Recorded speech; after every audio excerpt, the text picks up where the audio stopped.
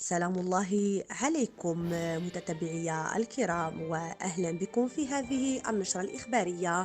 أمطار غزيرة في عدة مدن تفرح المغاربة هذا الصباح، لكن قبل الشروع في التفاصيل الإخبارية لا تنسوا الإعجاب بالفيديو والاشتراك في القناة وتفعيل زر الجرس ليصلكم كل جديد.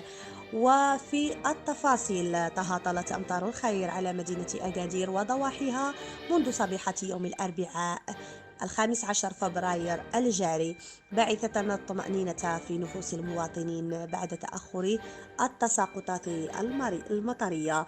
وعرفت العديد من مناطق المملكة، خصوصا منها مناطق الجنوب الشرقي وسوس ماسا، تساقطات مطرية مهمة منذ الساعات الأولى من صباح يوم أمس الأربعاء، إذ تداول عدد من النشطاء على مواقع التواصل الاجتماعي صور وفيديوهات توثق هذه التساقطات المطرية الغزيرة، معبرين عن مدى فرحتهم وسعادتهم بالغيث الذي طال انتظاره.